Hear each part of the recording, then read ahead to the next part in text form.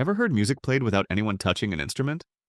Imagine controlling sound with nothing but your hands. No strings, no keys, just invisible waves of electricity dancing in the air.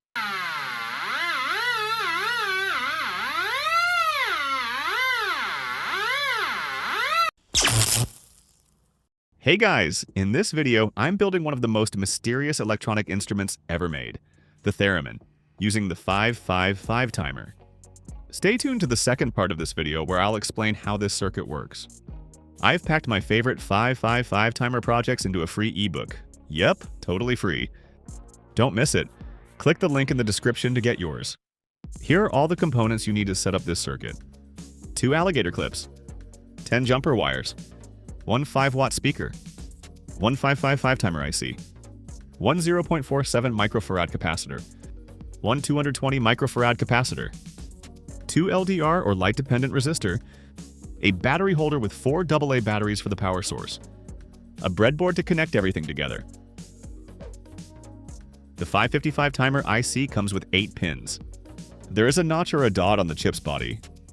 Pin 1, located at the top left, serves as the ground or ground supply. Pin 2 is trigger. It is used to start the timing interval in both monostable and astable modes. Pin 3 is output. It delivers the result of the timer's operation based on its mode, either monostable, astable, or bistable.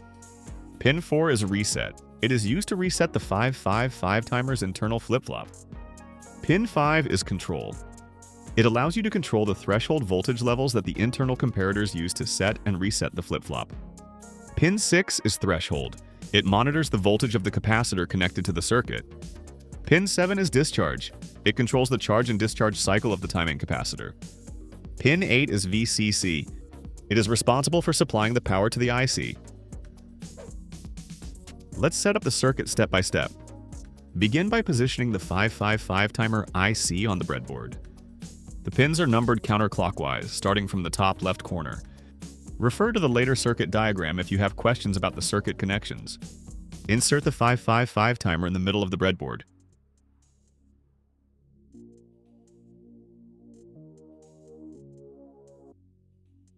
A jumper wire connects pin 1 or ground to the negative rail.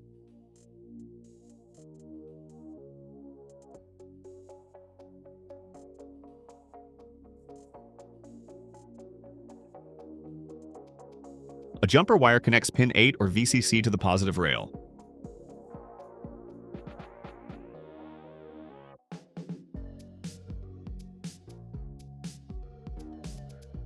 Use a jumper wire to connect pin 2 or trigger to pin 6 or threshold.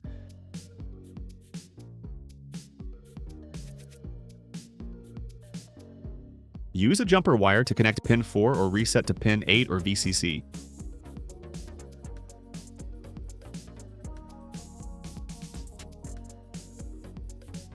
Insert a 0.47 microfarad capacitor into pin 2 or trigger in the negative rail.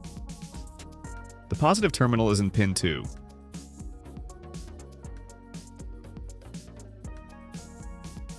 Insert a jumper wire into pin 8 or VCC and near the top row of the breadboard.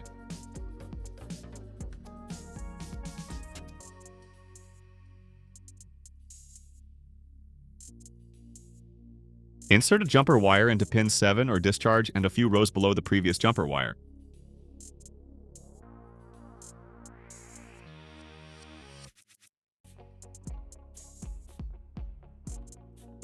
Insert the first leg of the LDR, or light-dependent resistor, into the same row of the first jumper wire and the second leg in the same row of the second jumper wire.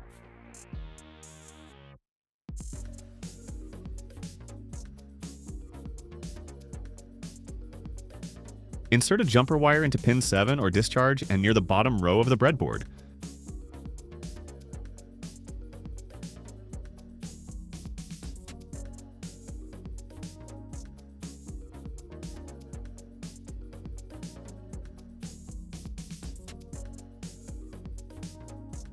Insert a jumper wire into pin 6 or threshold and a few rows above the previous jumper wire.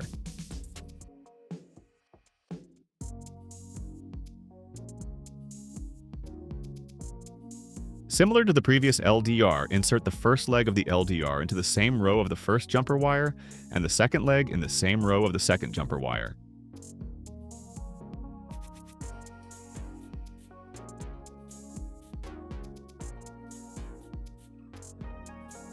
Insert a 220 microfarad capacitor into pin 3, or output in a few rows below the 555 timer. The positive terminal is in pin 3. Insert a jumper wire in the same row as the capacitor.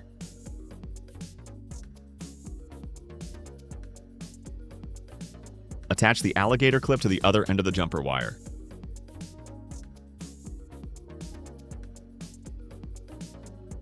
Insert a jumper wire in the negative rail.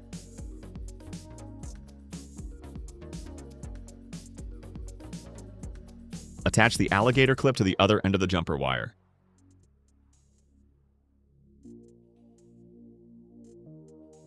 Attach the other ends of the alligator clips to the 5-watt speaker.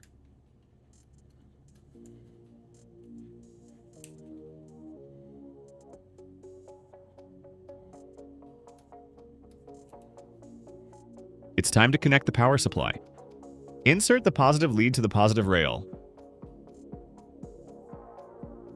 Insert the negative lead to the negative rail. We have successfully completed the circuit. Move your hands over the LDR to adjust the sound.